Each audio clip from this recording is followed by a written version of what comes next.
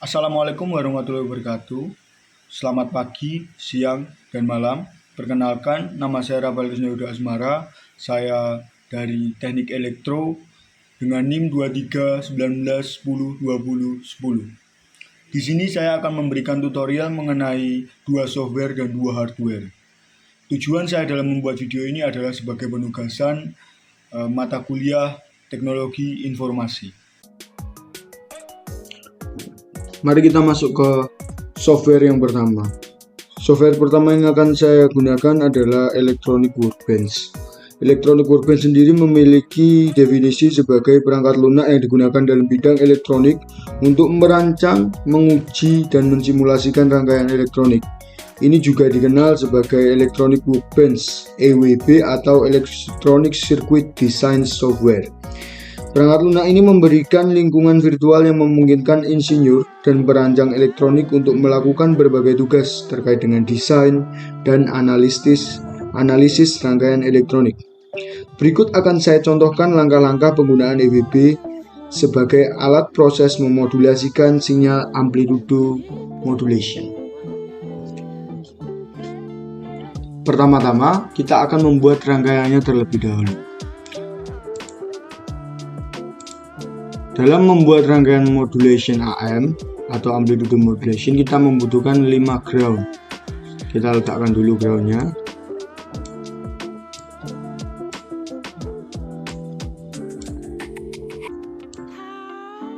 Setelah kita letakkan ground, kita akan membutuhkan namanya oscilloscope. Kita letakkan oscilloscope dan juga kita membutuhkan namanya mixer atau modulator. Kita letakkan modulator, setelah itu kita membutuhkan namanya osilator atau penguat sinyal. Setelah seperti ini, kita letakkan seperti ini. Kita posisikan semuanya sesuai. Seperti ini. Lalu ini kita juga membutuhkan yang namanya AC voltage pada rangkaian. Ini adalah panel-panel di mana rangkaian itu bisa kita dapatkan, bisa kita ambil. Ini ada source, basic, diodes, dioda, transistor, analog, mix analog, digital, logic, indicators, controls, dan lain-lain, ada instrumen. Selanjutnya kita akan membutuhkan yang namanya AC voltage. Ini AC voltage. Kita membutuhkan 2 AC voltage untuk sinyal informasi dan juga sinyal carrier. Setelah itu kita sambungkan. Seperti ini. Ya. Seperti ini. Setelah kita sambungkan, setelah satu ground kita sambungkan langsung dengan plus ini. Dan putus plus, kita juga membutuhkan yang namanya resistor. Kita membutuhkan 3 resistor. Resistor pertama ada di sebelah sini. Resistor kedua ada di sebelah sini, dan resistor ketiga ada di sebelah sini. Nah, resistor pertama kita rotate terlebih dahulu.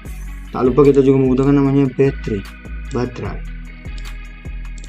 Kita membutuhkan baterai ada di sini, di source. Seperti ini, kita turunkan sedikit, seperti ini. Lalu kita masukkan seperti ini, baterainya. Seperti ini. Kita sambungkan satu persatu rangkaiannya. Ini akan pada kutub minus, akan langsung seperti ini, nanti mengarah seperti ini, dan ini langsung masuk pada modulator. Yang ini kita hubungkan ke sini, kita hubungkan pada rangkaiannya, juga kita hubungkan pada rangkaian ini.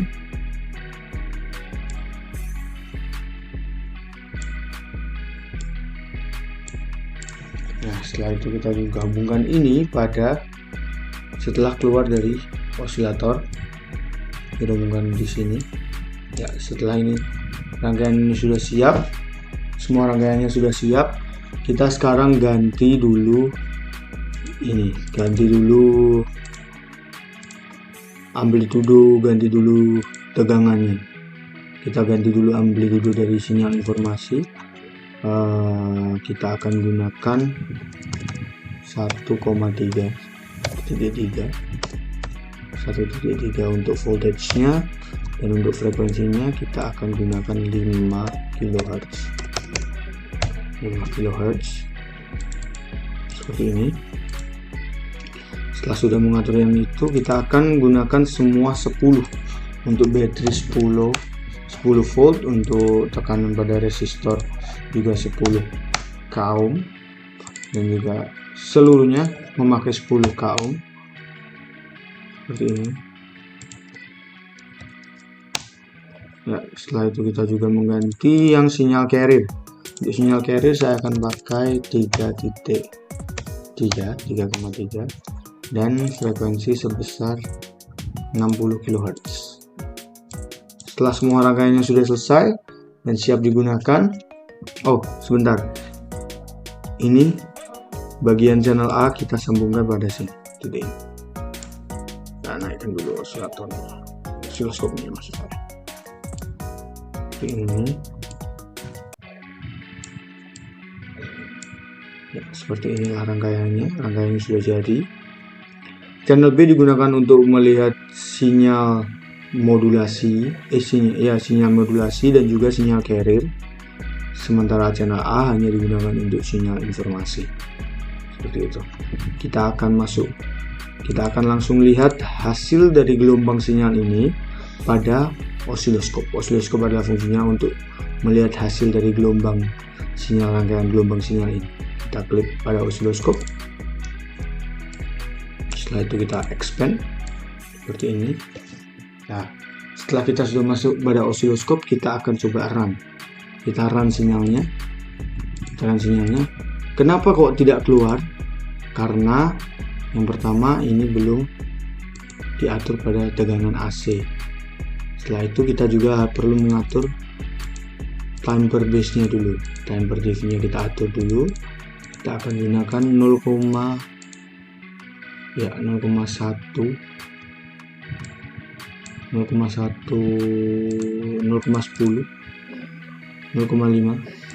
Kita gunakan 0,10.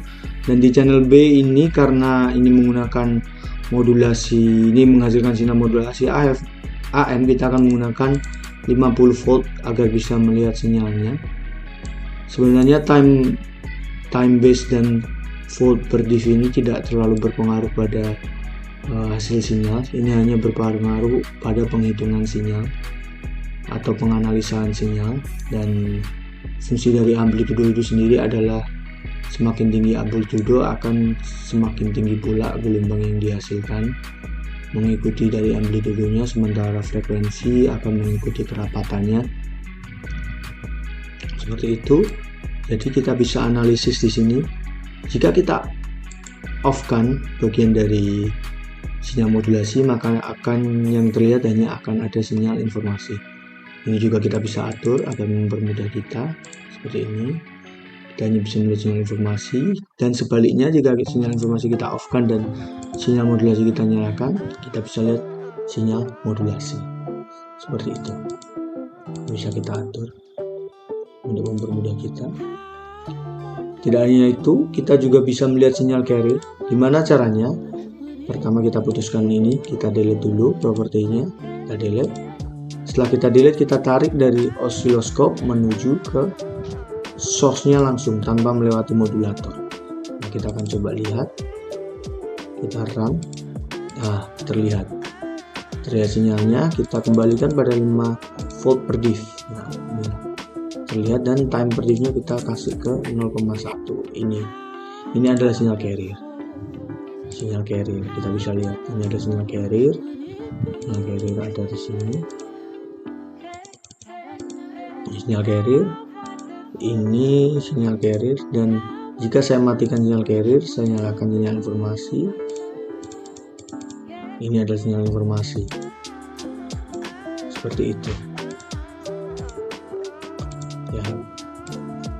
Seperti itulah cara dimana kita dapat mensimulasikan modulasi AM pada software Electronic Workbench. Terima kasih.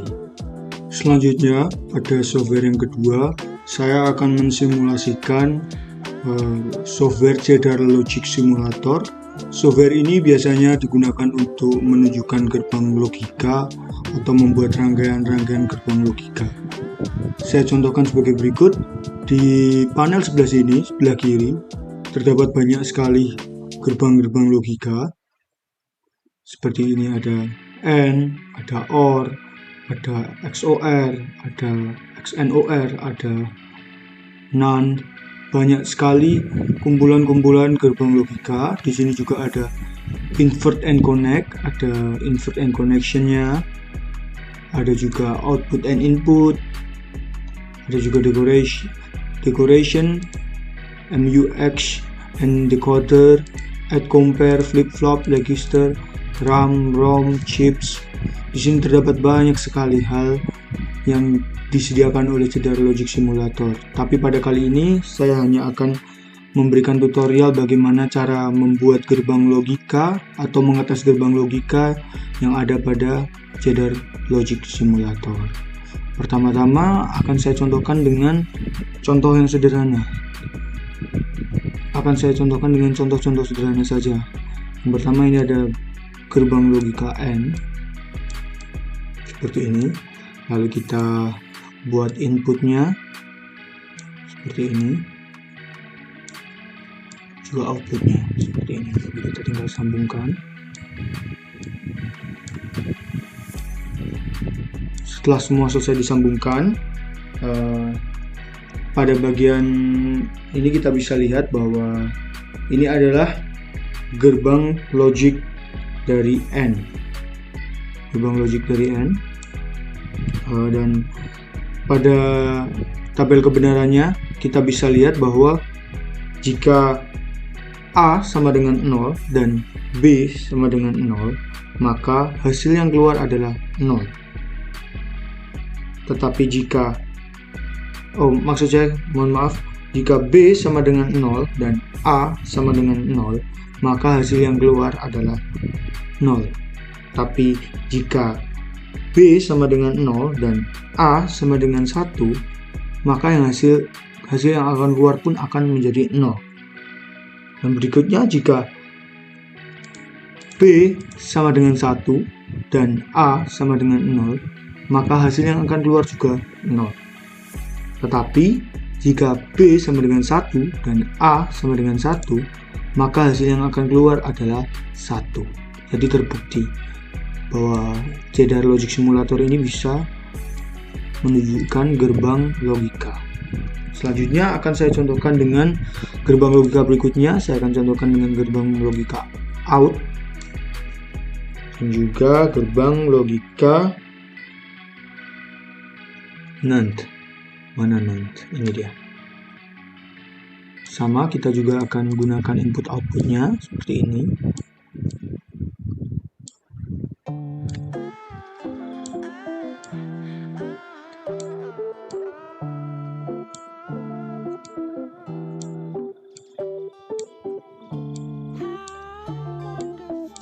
Ini.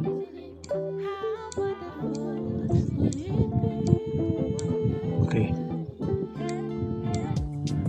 Yang pertama kita akan bahas terlebih dahulu gerbang logika OR.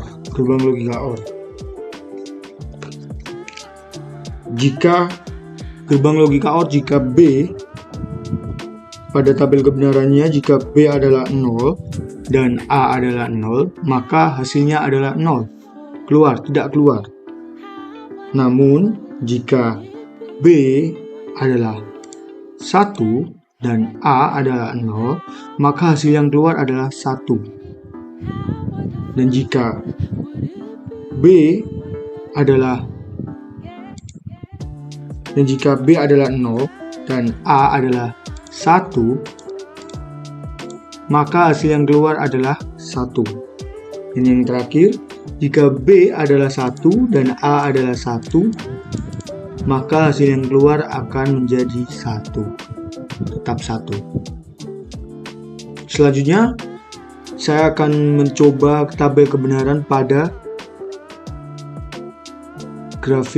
gerbang logika NAND. Kita coba.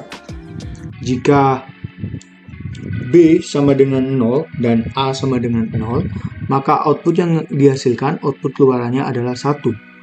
Dan jika B sama dengan 0 dan A sama dengan 1, maka output keluarannya pun tetap 1. Berikutnya, jika B sama dengan 1 dan A sama dengan 0, maka output keluarannya akan tetap 1. Namun jika B sama dengan 1 dan A sama dengan 1, maka keluarannya adalah 1.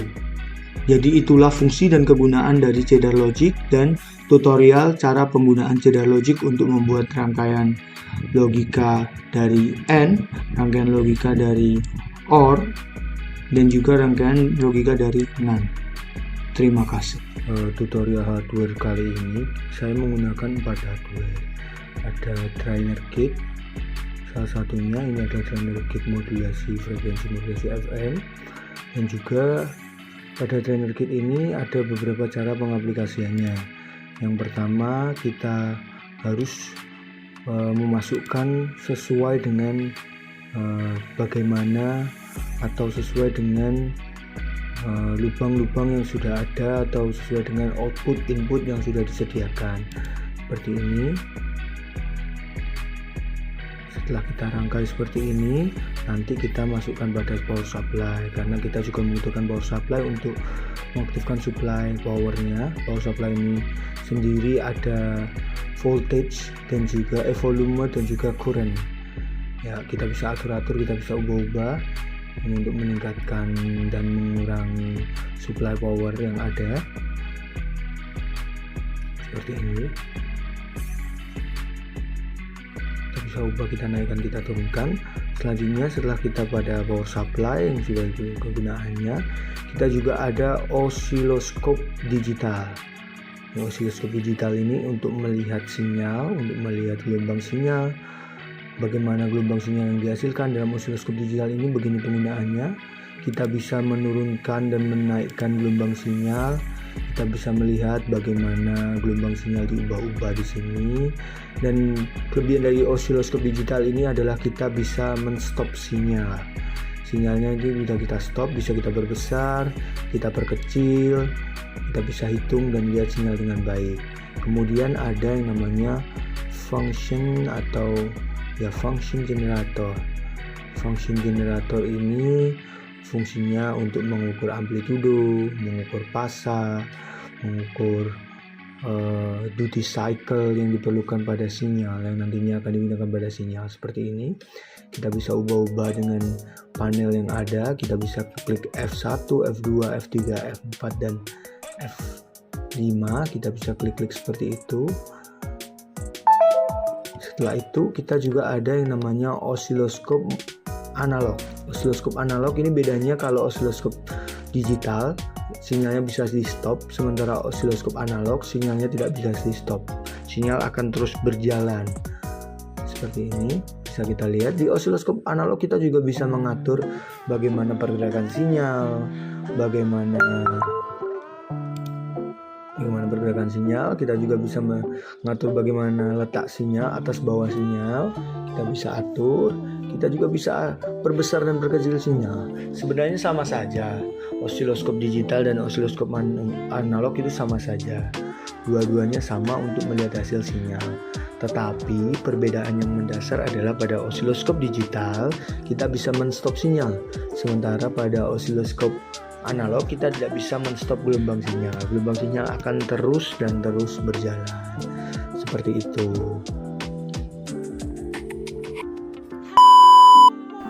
Berikutnya adalah hardware multimeter. Multimeter sendiri adalah alat ukur yang digunakan untuk mengukur berbagai parameter listrik dan elektronik dalam suatu sirkuit atau komponen listrik. Nah, di sini bisa dilihat ada beberapa satuan, di mana yang akan saya pakai adalah satuan ohm. Ohm sendiri adalah satuan yang digunakan untuk mengukur resistor. Kita bisa putar-putar. Ya, yang akan saya pakai adalah yang 10 kali saja. Pertama, kita juga harus menyiapkan namanya PCB. Nah, ini untuk mengecek multimeter itu, untuk mengecek ada nggak sih tegangan pada PCB ini. Nah, seperti itu. Pertama, kita arahkan kutub positif dan kutub negatif pada resistor yang ada seperti ini. Jika multimeter tidak bergerak, multimeter bergerak dengan sedikit, artinya di situ masih ada tegangan.